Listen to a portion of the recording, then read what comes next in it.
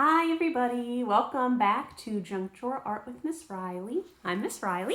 At this point, I am really not sure what episode we are on, but I'll just say welcome back to another episode. I have something kind of different and fun planned for you today. It's Sunday Fun Day, and so I just wanted us to do something art related that I've seen a lot of art teachers doing on social media, but is also kind of a creative and fun way to get a little bit of movement in. We're going to be doing a color scavenger hunt. I'm going to kind of explain the different ways you can level this for different ages. But first I want to talk to you about a color wheel, or about the color wheel. They're really, well, there are many different kinds of color wheels, but there's really one. So this is the color wheel that I got when I was creating art and mixing paint. This is a frequent color wheel that artists will use and think of, but this is not the color wheel that we usually talk about in class. This is very advanced. There's a lot of stuff all over it. The color wheel that your kids are used to seeing, that my students at Oakhurst are used to seeing, looks a little more like this. So the color wheel, and we have a color wheel right here, it's just a way to organize colors so that it makes sense. Oh, you can see my lights in that. So that it makes sense, so you can organize colors. Ooh, there we go. Oh, it's struggling with adjusting to that. But it organizes colors so that they make a little more sense. So what I have in the very inside are my primary colors, red, yellow, and blue.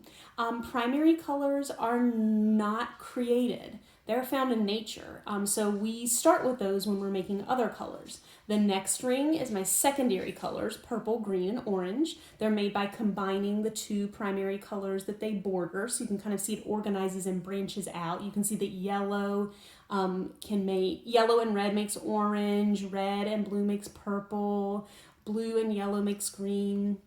And then we have another layer of colors that we started to talk about in 4th and 5th grade that are called our tertiary colors. And they are created by combining a secondary and a primary color. And so then you end up with colors that are combinations. So if you combine red and orange, we call that red-orange or vermilion. If you're combining yellow and green, you get yellow-green. We call that chartreuse.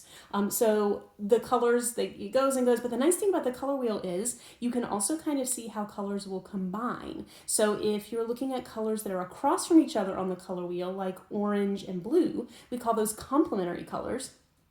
And they complement each other because they make each other pop. So you see a lot of sports teams use those colors, a lot of mascots, a lot of logos, because they're very exciting, vivid colors together.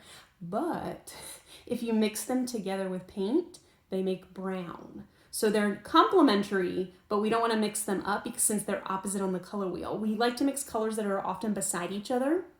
We call those analogous colors. They look good together too, like the shirt I'm wearing has shades of red and pink and orange because they're all together like in the same 90-degree angle on the color wheel. Color wheels are helpful for a lot of things, mixing paint, figuring out how colors work. So today I was thinking we can do a little bit of a color wheel scavenger hunt for kids. This can be done a few different ways. You can choose, and I actually have my Chromebook here. This would be the most, you can just Google them and find them, or you can look back at the one I showed you, or look at this one. I'll put it really nice and close. You can find a lot of color wheels online. This one would be the most advanced one that I would do. It has all those tertiary colors like yellow, green, blue, green, all of those things. If you have a younger child, you can just do the secondary colors. So you can do red, yellow, blue, and then you can do purple, orange, and green. Or if you have a mix of kids of different ages, you can do what I'm doing. So I started setting up the color wheel, and I told John, he's over there, I told him that I was going to leave a few spots empty and have him try to see what color is missing and fill it in. So you could have like the bigger kid arrange the rest of the color wheel and leave some spots empty for the younger kid to fill in. So I went ahead and I literally just looked at the color wheel that I just showed you, or you can, like I said, Google a picture of color wheel and recreate it in the same order. So I have my red, orange, yellow, orange, yellow. I left my green, yellow out for him. Green. I have my blue, green, blue, purple, blue, and then my purple. purple is missing here. And then back to my purple red. So 2 colors are missing. I told him I'm going to call him and literally I'm going to let him run around the house and see if he can find the 2 colors that are missing. So what I'm going to do now is go grab him and have him come in and let's see if he can look at the color and figure it out. Hey, John.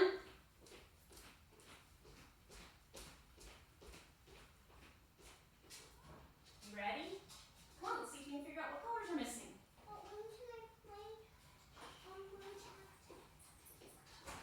Come on. You want to say hi to everybody first? Yeah. All right, come stand right here. There's the camera. You can say hi. Hi. All right, we got it. All right, so turn around and take a look. We've talked about colors before, right? Red, yellow, and blue. And my color wheel is missing a few colors. So I have my magenta, I have my red, orange, we have orange, yellow, and green. What's missing?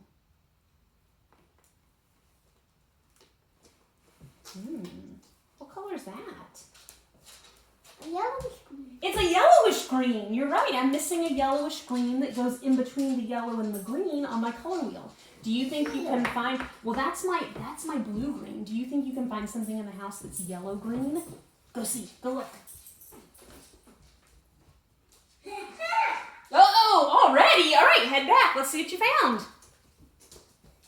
Here are scissors. Hold it up for the camera so they can see. Nice. So put them right up there where they go. In the yellow-green spot. Beautiful. All right, let's keep going because I do have another piece that's missing. Come take a look. Can I see? Sure. All right, so we have our green, right? Blue-green. What color is this? Blue. And then we have our purple blue. What's missing? Purple. All right.